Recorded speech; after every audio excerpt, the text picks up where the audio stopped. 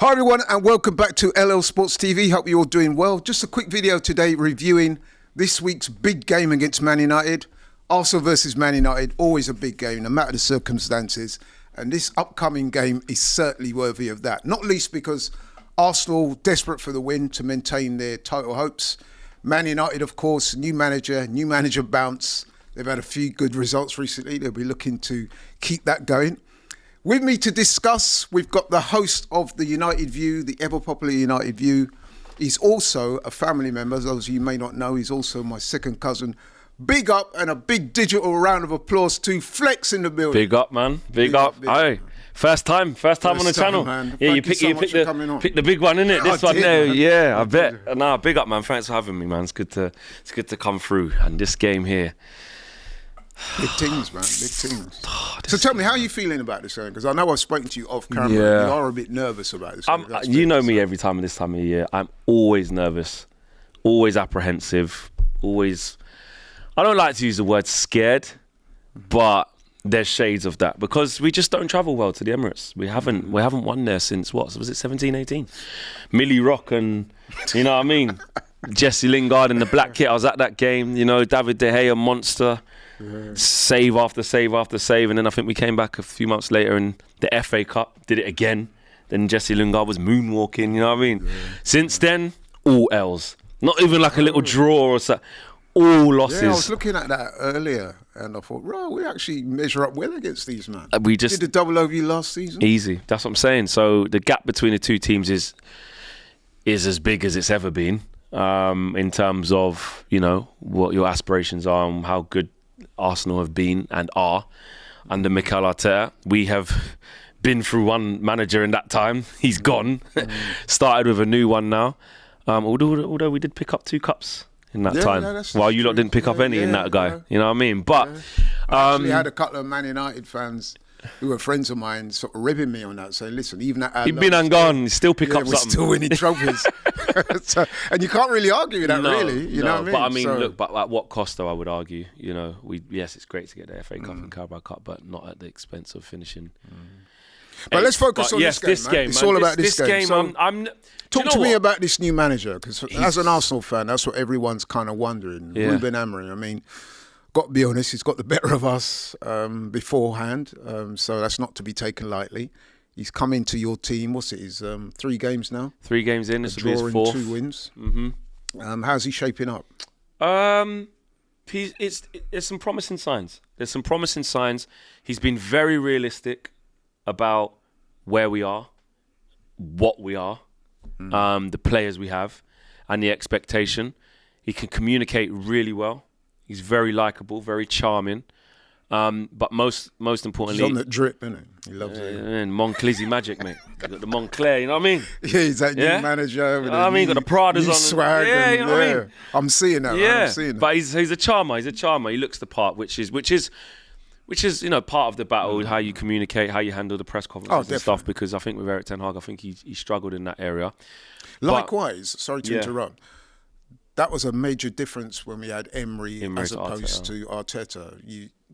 Emery always seemed a little bit uncomfortable in front of the cameras. His English at that stage wasn't the best. It's not easy. So communication wasn't great. And I think one of the first things I've noticed, you're right, with Amorim and Ten Hag, he seems a lot more comfortable. Yes, he's a lot more affluent. He's a lot more outgoing. He's a lot more personable, just by the makeup of the man.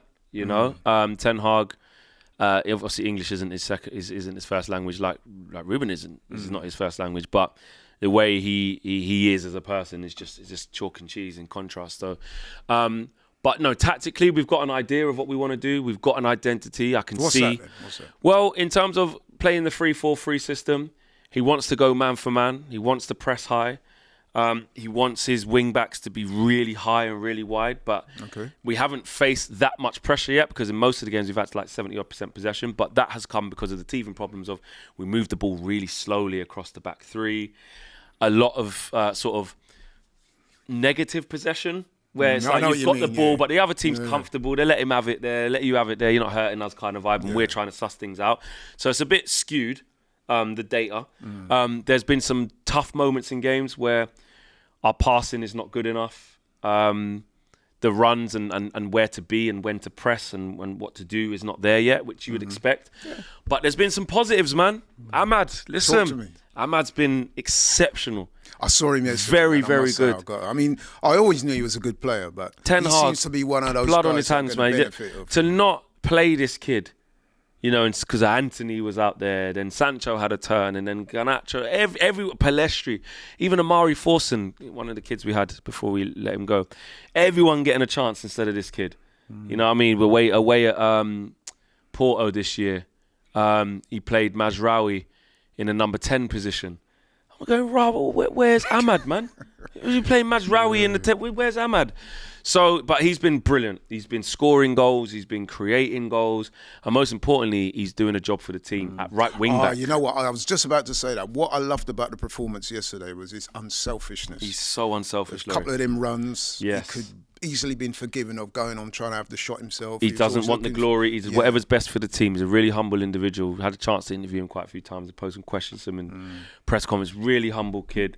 You know, don't like all the extravagant stuff and the loud stuff. He don't, you know, he's Muslim. He's a Muslim kid, so he doesn't grounded. drink and He's grounded. very grounded. I'm not saying like all the other players are out drinking, but he's just No, I know exactly very what you mean. grounded. Yeah, You know what I mean? It's just how he is. Really humble kid.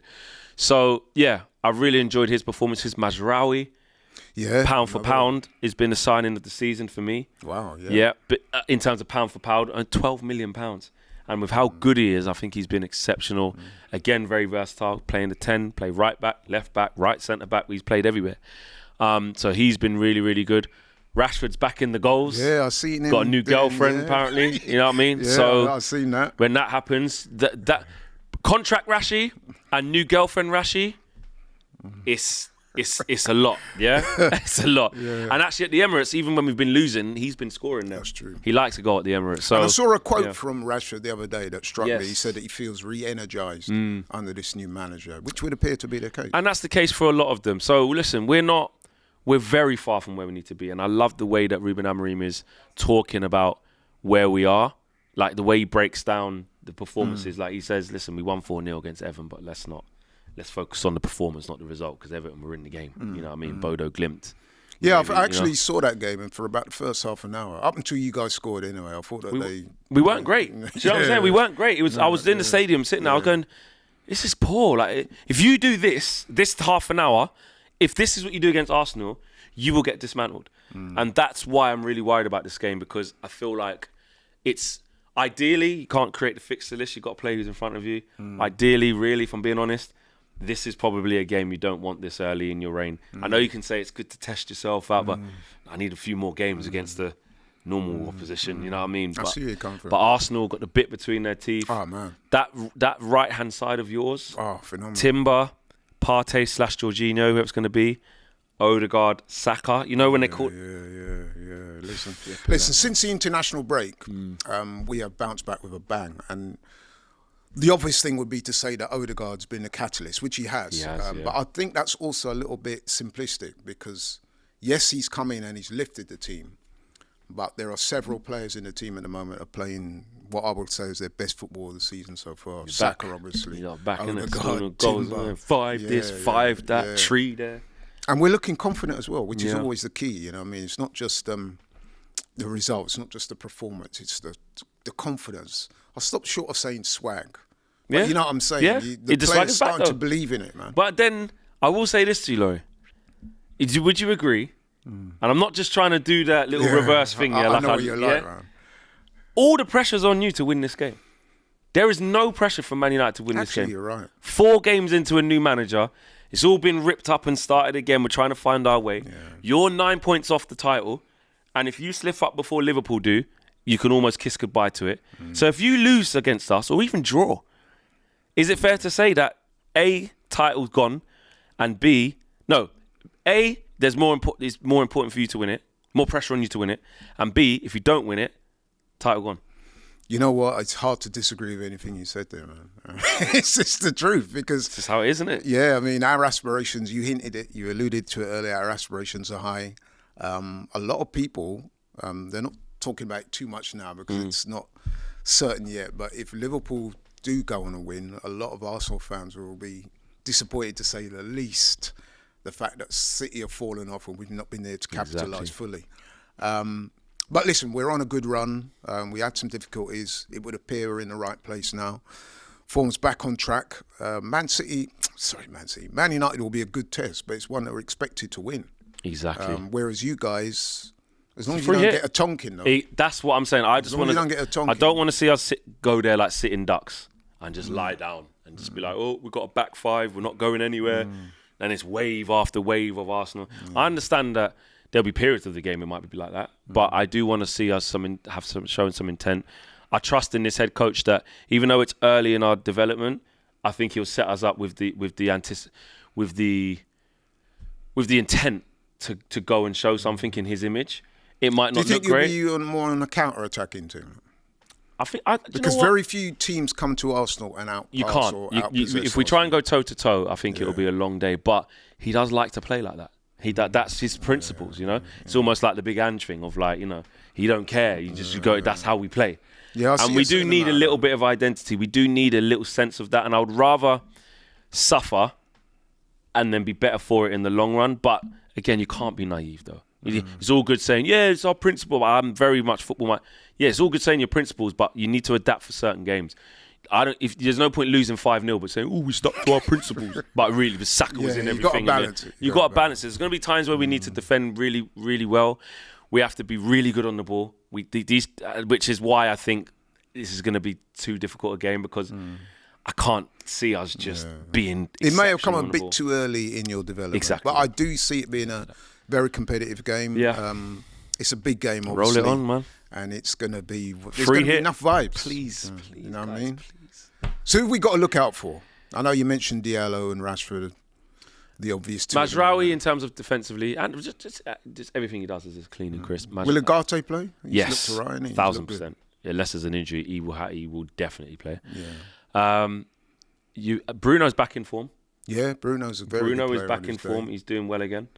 Seems that he's one of those temperamental players, isn't it? Yeah, but I mean, when he's on it, he's on it. And look, he's nowhere near Odegaard in terms of the way he plays the game, but the way he impacts the game and how he can create.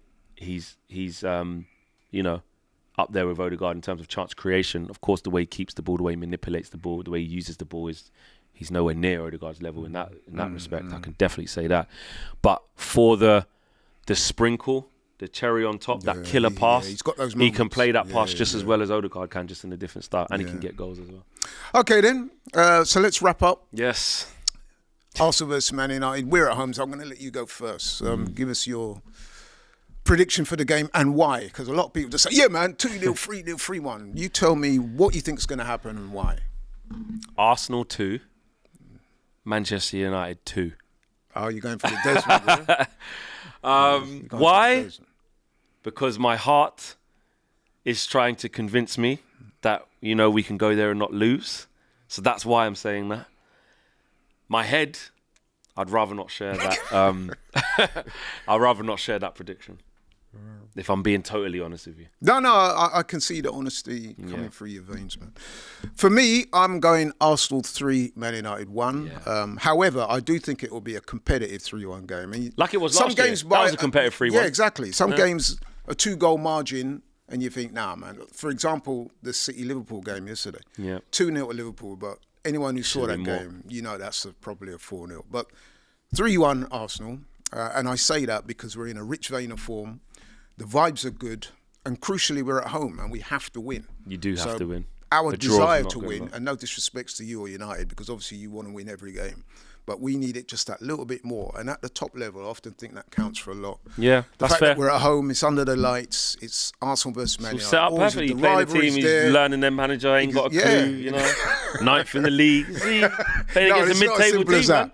Because like I said, you are on a little bit of an upsurge. Nah, but Arsenal should be winning this game.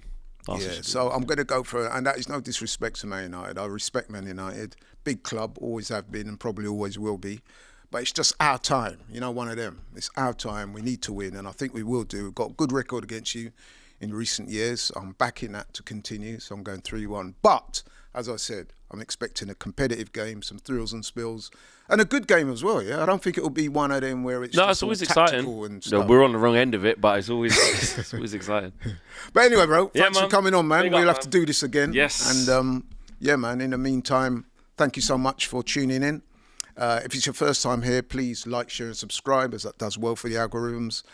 Catch you on the next one. See you soon. Take care.